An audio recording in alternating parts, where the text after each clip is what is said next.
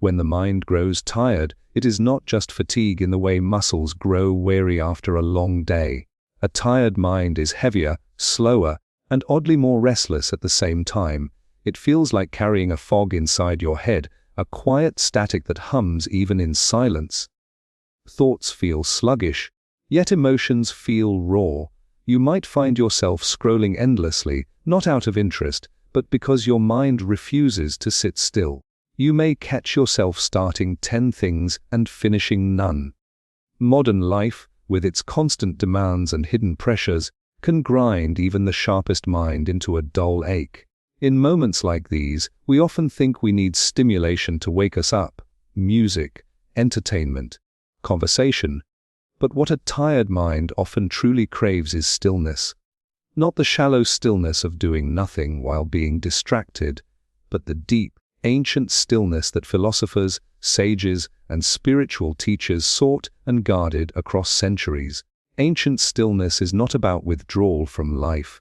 It is not about abandoning responsibilities or pretending the world is not demanding. Rather, it is about creating a space where the mind can finally breathe. Imagine a lake. When the wind ceases, the ripples fade, and the water becomes a perfect mirror. That is what stillness does to the mind. It removes the constant winds of thoughts and leaves a surface capable of reflecting truth. The Greeks understood this in their practice of ataraxia, a state of serene calm that thinkers like Epicurus and Pyrrho considered essential for wisdom. The Stoics spoke of apatheia not as emotional numbness, but as a clear, undisturbed mind free from the tyranny of unexamined passions. In the East, Taoist sages described stillness as returning to the root, allowing life to flow without interference like water returning to its source. The Buddha taught that stillness, cultivated through meditation, was the path to freedom from suffering. Across cultures, the lesson is the same. A tired mind is not revived by more noise. It is restored by stillness. In the modern world, stillness is hard because stillness feels unproductive. We measure our days by what we do, not by what we are. We think resting the mind is laziness, forgetting that every great act of creation, every insight, every deep decision has always come from a mind that had space to think. The problem is that our culture has replaced thinking space with reaction space. Instead of contemplation, we scroll. Instead of listening inward, we consume outward. The result is a mind that never rests but also never truly engages. Ancient stillness offers a way out, but it asks something uncomfortable of us: to stop chasing and simply be. When your mind is tired, the first step is not to force clarity, but to make room for it. This is where the old practices come in. The Stoics began their mornings not with frantic action, but with reflection. Marcus Aurelius would sit and remind himself of the nature of life, the impermanence of troubles, and the importance of focusing only on what he could control. His stillness was not physical inactivity, but a deliberate slowing of mental speed, so that he could face the day with calm precision. Similarly, in Zen practice, the act of sitting quietly, shikantaza, just sitting, was not an escape but a training ground for awareness. By simply observing the mind without judgment, one learns that thoughts come and go like passing clouds, and beneath them lies a sky of stillness that never moves. Ancient stillness is not something you achieve once and then keep forever. It is a practice, something you return to over and over, especially when the mind grows weary. Some philosophers sought it in nature, because the natural world does not demand the kind of attention human affairs do. Seneca often retreated to the countryside, believing that quiet landscapes healed the agitation of the city. Taoists would sit by rivers, watching the flow of water until their minds mirrored it, steady, continuous, without clinging to any particular drop.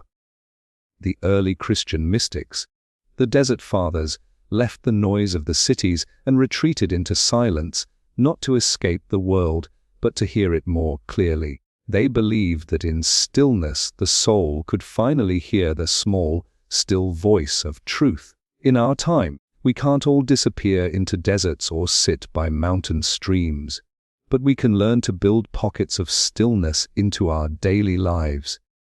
That might mean starting the morning without your phone, allowing yourself to wake into the day without immediately opening the floodgates of information. It might mean walking without headphones, letting the rhythm of your steps anchor your thoughts. It might mean 5 minutes of deep breathing before a meeting, or closing your eyes at your desk to give your mind a brief oasis. These moments seem small, but they echo the same principles. The ancients knew stillness is not about duration, it is about depth. A single minute of true stillness can do more for the mind than an hour of distracted rest. The mind resists stillness at first because it has grown used to noise. When you remove distractions, you may feel discomfort, boredom, even anxiety. This is normal. In fact, this is the mind detoxing from its constant diet of stimulation. The ancients understood that this initial restlessness is a threshold. If you can sit through it, on the other side is peace. Epictetus said that we must be patient with ourselves as a carpenter is patient with the wood they shape.